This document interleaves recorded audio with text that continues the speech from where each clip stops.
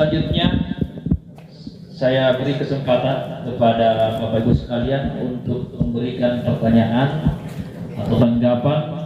Mungkin ada di antara kita yang memiliki ada unik-unik yang kita mau sampaikan kepada BPJS. Nah, disinilah tempatnya supaya jangan ribut di grup, jangan ribut di kepala sekolah. Kenapa ditagih terus? Kenapa begini? Nah, ini sekarang sudah tempatnya, sudah ada tempatnya kita bertanya. Silakan bertanya apa yang kita mau tanyakan terkait dengan BPJS Ketenagakerjaan. Silakan Ibu Indoia, Kepala SD SMP 1 Butabah. Mana mic-nya satu? Ada mic-nya satu tadi. Assalamualaikum warahmatullahi wabarakatuh. Terima kasih kesempatan yang diberikan. Terkait dengan tagihan Pak, khususnya di SMP kami, SMP 1 Butabah, kami telah menagih kepada ASN kami dengan ketentuan 10.000 per bulan berawal dari tahun 2022 ditambah 2 bulan di 2023. Jadi jumlahnya 15 bulan. Ya, dananya Pak sementara saya kantongi kemana akan di store. Terkait dengan itu Pak, di sekolah kami ada berapa honorer? Ya sudah saya bayarkan dulu berawal dari harga 6.000 Kak. Awal munculnya itu ya 6.500 kami bayarkan, tapi mereka tidak melanjutkan. Jadi bagaimana selanjutnya itu Pak?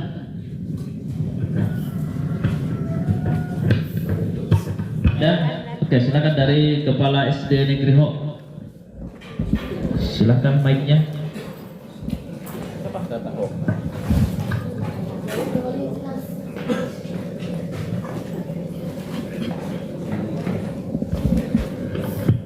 Ya, terima kasih Pak atas kesempatan ini. Saya langsung saja. Yang pertama saya mempertanyakan, ada tadi jelaskan bahwa ada yang bayar 6.500, ada yang 10.000, ada yang 16.000. Jadi apakah yang membayar seperti itu haknya sama atau bagaimana sehingga ada perbedaan pembayaran yang begitu? Yang kedua, seumpama ada teman yang punya 2 kartu BPJS Ketenagakerjaan, mungkin satu dari PGRI, mungkin dari tempat lain ada, kira-kira bagaimana klaimnya, kemudian haknya, apa dua-duanya dia dapat atau bagaimana? Misalnya kalau ada seperti itu. Ya, jujur saya punya 2 Pak. Ya, saya punya 2, jadi iya. Jadi kira-kira bagaimana itu? Apakah seperti itu ya? Jadi kemudian yang berikut, Bapak kalau tidak salah tadi ada anggaran dari dinas ya, dianggarkan 280 juta, bagaimana kayak itu? Jadi itu untuk diperuntukkan untuk siapa? Kalau tidak salah dengar untuk honorer. Jadi mereka tidak bayar nanti atau bagaimana? Karena Bapak, ya saya dengar-dengar seperti itu. Ya, makasih Pak. Oke, masih ada? Ya, masih satu di belakang, Pak Mahmudin dari SD Negeri Lembah Harapan.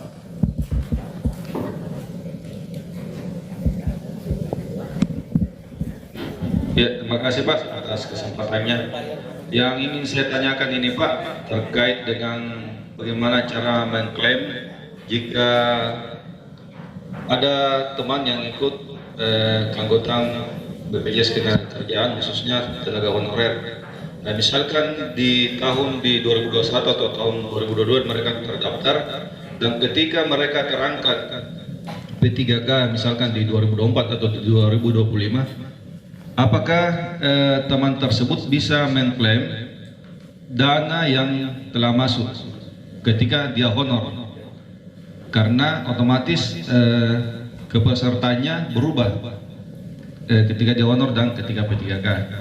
Kemudian yang kedua Pak, yang ingin saya tanyakan, bisakah klaim ini kepada yang ASN ini ketika dia tidak meninggal, taruhlah dia pensiun, apakah teman ini juga bisa mengklaim atau tidak? Ya, terima kasih Pak dari saya. Kita langsung jawab saja.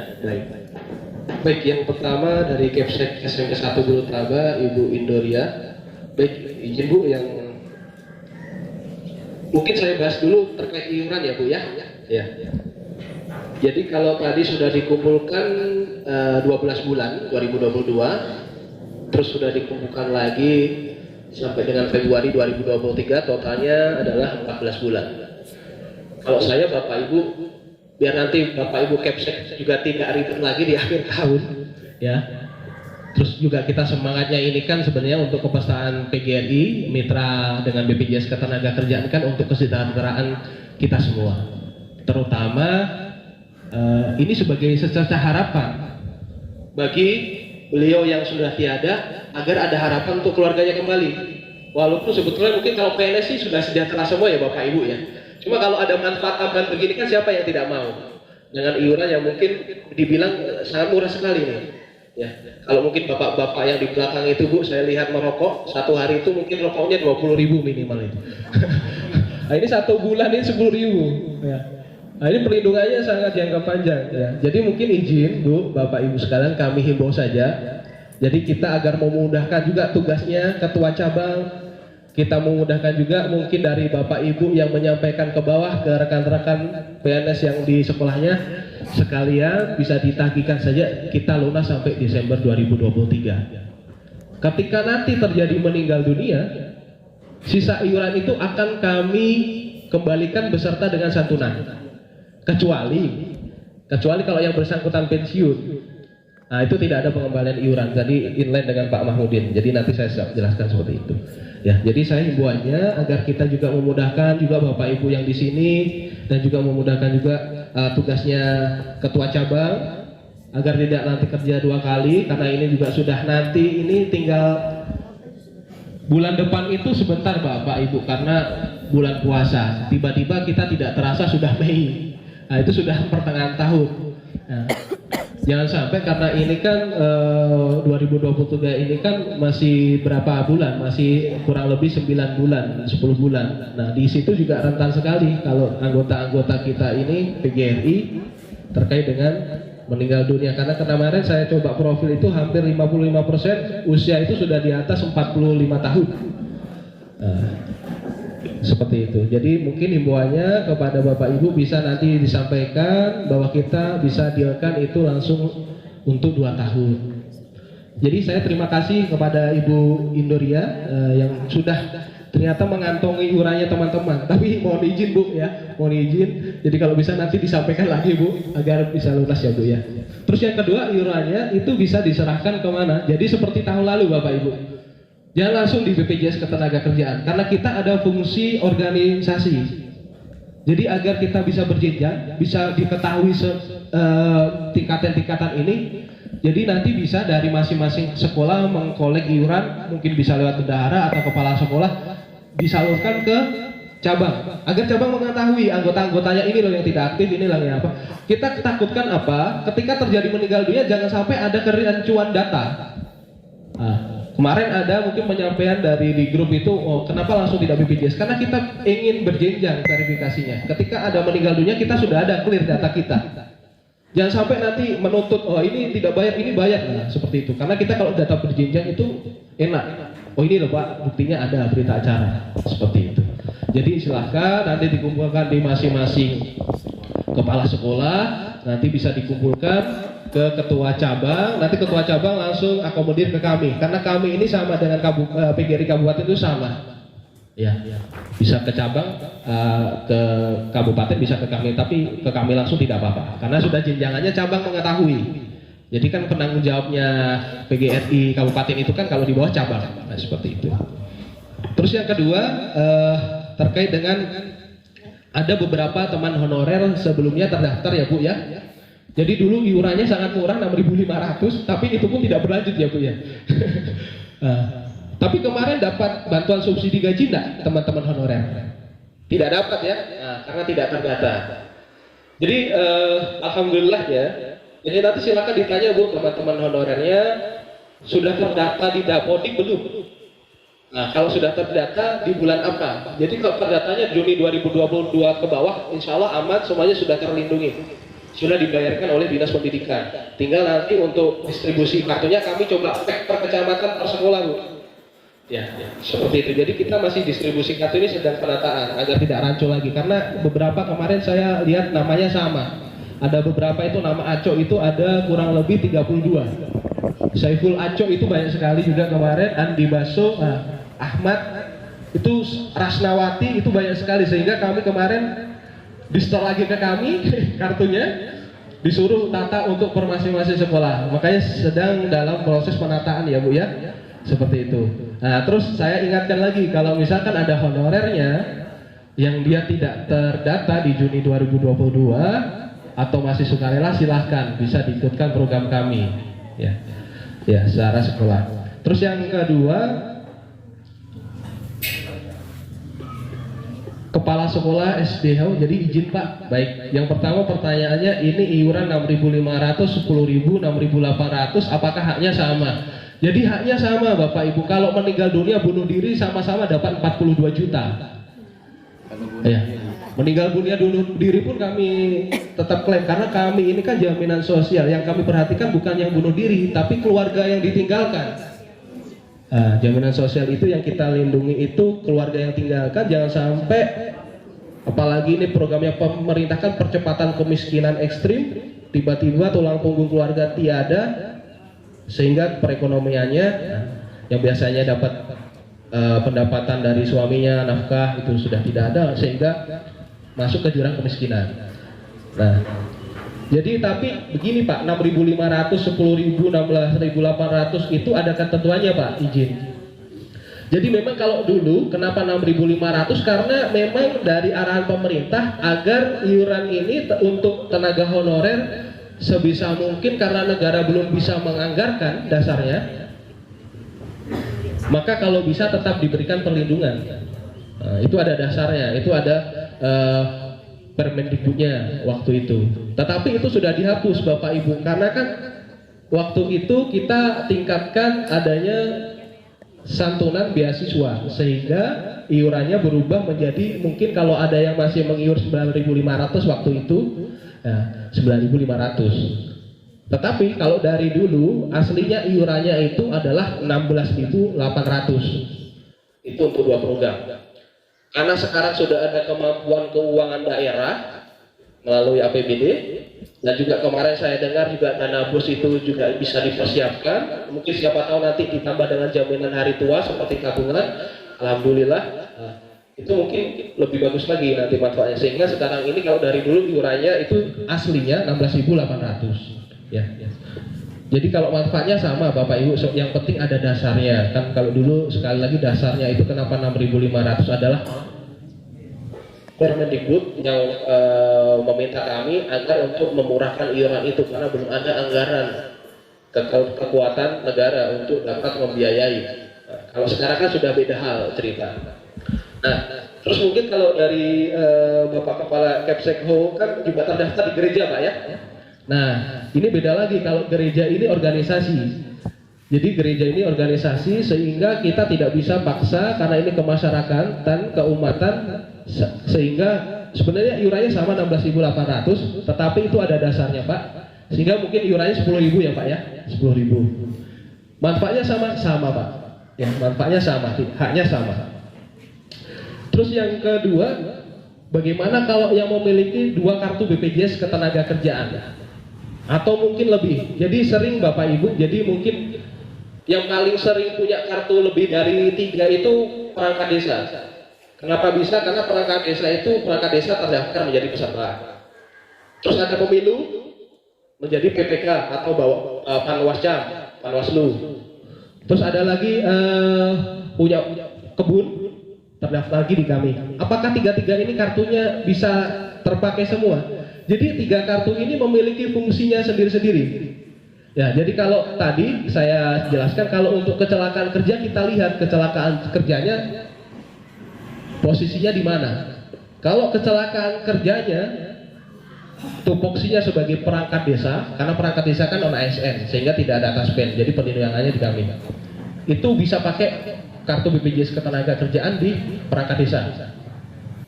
Kalau kecelakaan kerjanya pada saat pengawasan pemilu atau mungkin kemarin di tahun lalu itu ada juga yang terdaftar di Reksosek, ya pendataannya BPS, ketika terjadi, mungkin boleh dilanjut sebentar ya Bapak Ibu ya sebelum azan ya. Misalkan di Reksosek atau misalkan di Panwaslu-nya, maka kartu itu yang dipakai. Kalau misalkan kecelakaan kerjanya pada saat bertani, maka kartu taninya itu yang dipakai. Jadi sudah memiliki fungsinya untuk kecelakaan kerja. Kalau misalkan meninggal dunia bagaimana? Maka santunannya double. Jadi ini sudah dibuktikan juga kemarin waktu ada Satpol.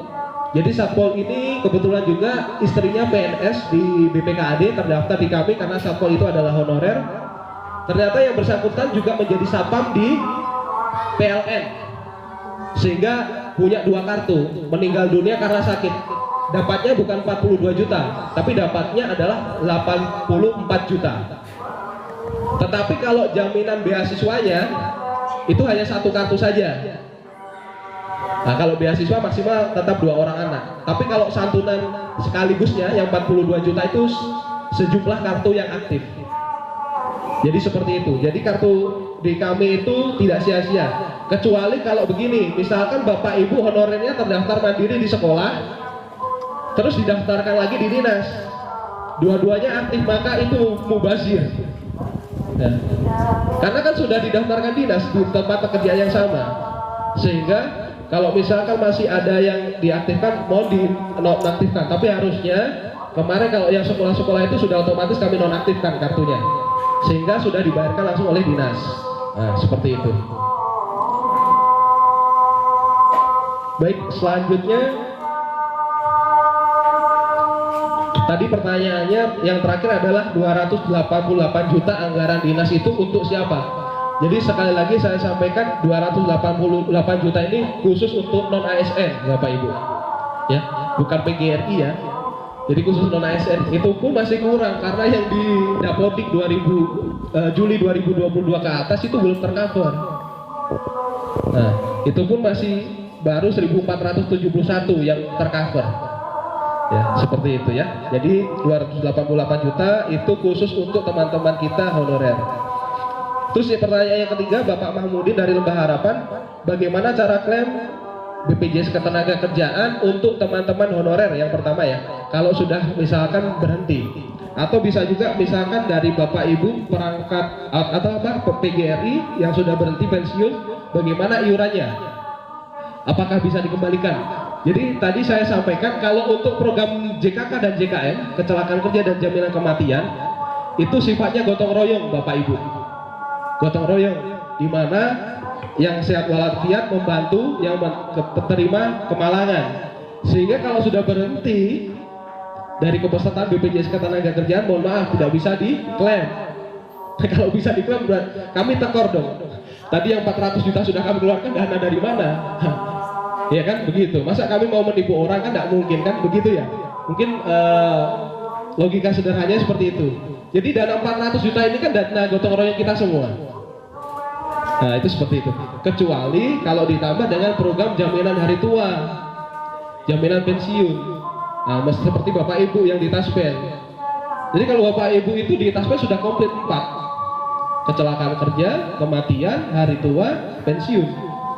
Nah dana pensiun itu dari iuran Bapak Ibu setiap bulan. Jadi sudah beda-beda program, begitu ya Bapak Ibu ya. Mungkin itu pertanyaannya. Mungkin ada yang belum jelas Bapak Ibu yang tanya tadi, atau mungkin ada yang mau ditanyakan sebelum azan. Silakan satu penanya. Ya silakan. 2 orang ya, masih ada 2 orang. Ya mungkin di belakang dulu Bu ya. Ibu Wirda dari SDN Panganang. Mic-nya tadi. Mana mic-nya tadi satu, Pak Firman? Oke.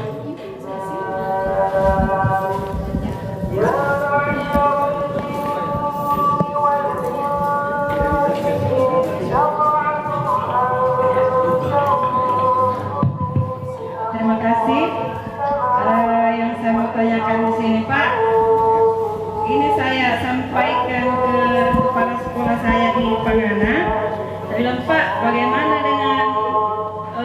BPJS Ketenagakerjaannya kita rutin membayar iurannya atau bagaimana?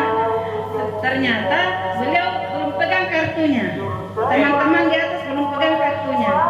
Makanya mereka tidak mengerti iurannya. Jadi bagaimana itu Pak? Masalah kartunya.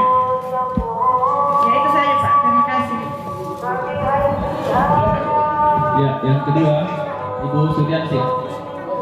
Kalau kita, silakan lanjut saja. Ya, baik, terima kasih. Demo. Saya sebagai P3K kan belum terdaftar. Jadi bagaimana cara mendaftarkannya itu? Itu saja.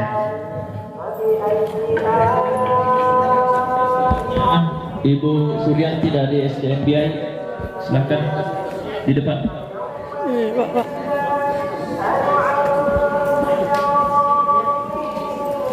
Ya, terima kasih. Barangkali pertanyaan saya ini di luar daripada iuran-iuran seperti itu Pak ya.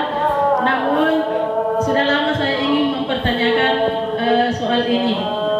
Ya, jujur saja Pak, di website kami, artinya di HP kami, di telepon kami sering masuk pertanyaan-pertanyaan, bahkan sering ditelepon Pak bahwa BPJS anak saya menunggak sekian jumlahnya, ya begitu Pak. Kemudian hal ini belum pernah saya sempat ke Pasangkayu untuk mempertanyakan, jadi kesempatan barangkali hal ini. Yang anak saya ini adalah anak adopsi, anak angkat, ya. Tapi saya sudah daftar di awalnya di Pasangkayu untuk membayar wajib bulanan. Artinya bukan masuk di tabungan begitu Pak. Bagaimana itu Pak dengan teror seperti itu? Terima kasih Pak. Ya, Ibu Suryanti, terkait dengan BPJS anak ya Bu ya, karena mungkin anak adopsi itu tidak bisa ditanggung. Betul. Jadi sebenarnya bukan kapasitas kami ya, karena kami kan tenaga kerjaan. Nah ini kalau BPJS anak kan berarti kesehatan, di BPJS kesehatan Bu. Jadi mungkin alangkah baiknya nanti langsung saja datang ke BPJS kesehatan ya Bu ya, kantornya dekat BRI, karena sekali lagi kita ini satu undang-undang tapi beda penyelenggaraan. Jadi saya kurang paham juga kalau terkait dengan anak ya itu. Tapi kalau saya sarankan begini, pasti nanti ditanya, kalau misalkan ibu memang pembayaran rutin per bulan, sebisa mungkin kalau ke BPJS datang bawa bukti bayarnya Bu, jadi enak rekonsiliasi datanya. Sudah saya konekkan di ATM Pak. Nah itu lebih bagus lagi, jadi nanti silakan datang ke kantor, bisa coba dicetak rekening korannya, kan di situ kan ada transaksi-transaksi potongan. Terus sambil ibu laporkan juga nomor yang biasa sering telepon atau SMS Bu, betul enggak itu pegawainya BPJS kesehatan, kan begitu. Jadi sama kalau di kami itu sering itu peserta dapat SMS mengaku ada bantuan subsidi gaji. Jadi mohon izin kalau tidak ada penyampaian resmi dari kami berupa surat, mohon jangan ditanggapi Bapak Ibu kalau cuma SMS atau WA saja. Jadi itu penipuan, biasanya ada begitu. Terus saya lanjutkan dari SDN Pangana terkait dengan kartu BPJS Ketenagakerjaan khusus PNS ya Bapak Ibu ya. Betul sekali, jadi ini kemarin banyak juga yang dari cabang lain pertanyakan. Jadi izin, itu kan kartu sudah saya sampaikan jauh-jauh hari bahwa kartu itu sudah bisa diambil di kantor BPJS Ketenagakerjaan. Nah kami tadi coba cek Bapak Ibu, kartunya sudah tercecer, ada beberapa tapi sudah tercampur. Jadi tidak banyak kalau saya lihat, tapi kurang lebih ada 15 sekolah ini yang belum ambil ini. Itu kartunya sudah tercampur, sehingga kalau saya mau nanti didata saja ketika penyetoran siapa yang belum terima kartu, siapa yang sudah terima kartu. Atau minimal didata saja yang belum terima kartu siapa. Nanti kami cetak kembali. Kan di situ kan kalau pembayaran kan tadi itu sudah lengkap sekali monitoringnya. Ada nama sekolah nanti sehingga enak kami cetaknya berdasarkan sekolah. Mudah-mudahan tidak terlewat. Itu untuk jawaban kartu. Terus pertanyaannya dari Bapak ya, SD How Pak, untuk P3 yang mau daftar keanggotaan PGRI itu bagaimana? Jadi Kita sepakati saja Pak, untuk yang baru daftar itu start di bulan Mei, karena Mei itu kan kita sepakat kemarin untuk terakhir pembayaran iuran. Jadi nanti silahkan saja ditambahkan di data itu, karena ada data Excel, ditambahkan saja di kolom bawahnya sesuai dengan format NIK, nama, terus iurannya berapa, itu saja. Nanti kami akan update di sistem. Nah, termasuk nanti kami cetak sekaligus dengan kartu yang belum terima. Nah, seperti itu. Jadi cukup itu saja Pak, isi NIK, nama, sama iurannya dari Mei sampai Desember. Mungkin itu ya, sudah 3 pertanyaan. Ada yang mau ditanyakan lagi Bapak Ibu? Oh, silakan Pak. Ya, kembali lagi Pak Yonatan.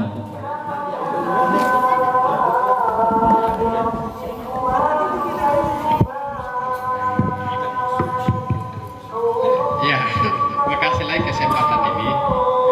Yang saya mau tanyakan, tahun kemarin, tahun 2022 kan ada yang punya kartu itu mendapat semacam apa ya, semacam bantuan ke apa itu. Jadi kenapa tidak semua Pak? Ada yang dapat, ada yang tidak. Maksudnya tidak merata. Kira-kira apa? Bagaimana pengaturannya itu sehingga ada teman yang punya kartu itu dapat semacam bantuan ke apa istilahnya itu, ada juga yang tidak. Ya mungkin itu Pak.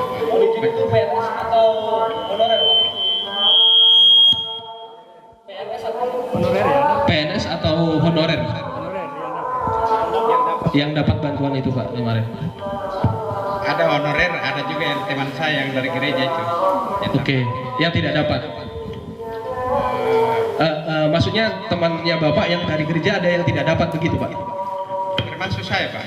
Oke Pak, baik. Baik. Itu saja Pak pertanyaannya? Baik. Baik, langsung saya jawab saja Bapak Ibu. Jadi sudah 3 tahun Alhamdulillah dari semenjak COVID, kami BPJS Ketenagakerjaan itu dipercaya oleh pemerintah pusat untuk menyalurkan bantuan subsidi upah atau biasa disebut BSU dari 2020, 21, 2022 untuk percepatan ekonomi nasional atau PEN. Jadi tujuannya untuk stimulus agar perekonomian di masa pandemi itu bisa meningkat sehingga bisa ekonominya bertumbuh walaupun sedang adanya COVID. Tadi saya tangkap bahwa di tahun 2022 ada beberapa yang dapat BSU, ada yang tidak, begitu ya Pak ya? Baik. Tempo hari Pak Yonatan terima surat BSU dari kami, pemberitahuan BSU enggak? Yang gereja tidak dapat? Oke, baik. Jadi di surat itu sudah kami detailkan Bapak Ibu peraturan menterinya, syarat-syaratnya. Jadi Bapak Ibu sekalian, yang dapat BSU itu di luar yang pertama di luar ASN, TNI Polri dan lembaga kementerian, badan, termasuk kami, badan. Jadi di luar itu. Jadi kalau ketika terima itu yang pertama PNS, wah hati-hati, itu jadi pengembalian nanti di tahun ini. Karena di tahun lalu ada yang terima, karena yang bersangkutan selain PNS, agen pupuk juga dan terdaftar di kami. Jadi verifikasinya kan itu data kami bersumber dari kementerian. Jadi kami sampaikan, informasikan, ternyata dapat. Nah di tahun 2022 itu menjadi pengembalian karena yang bersangkutan statusnya ASN. Terus yang kedua, yang tidak berhak mendapatkan BSU itu adalah yang sudah menerima bantuan lain Pak, seperti BPUAN, BNPT, PKH, dan sejenisnya. Karena kita sudah bagi, jadi kalau untuk yang sektornya pekerja itu di BPJS Ketenagakerjaan, sektornya untuk masyarakat miskin itu PKH, sektornya untuk perdagangan itu di BPUM, sehingga bantuan itu tidak bisa double. Kalau yang satu sudah dapat, yang satunya tidak bisa dapat, yang satunya dapat, yang satunya sudah tidak bisa. Yang terbaru kemarin itu BSU kami yang tadinya 1 juta dipecah menjadi 600 karena selain BSU ada juga bantuan BBM. Tahun lalu itu ada bantuan BBM. Yang mohon izin saya jeda dulu ya Bapak Ibu.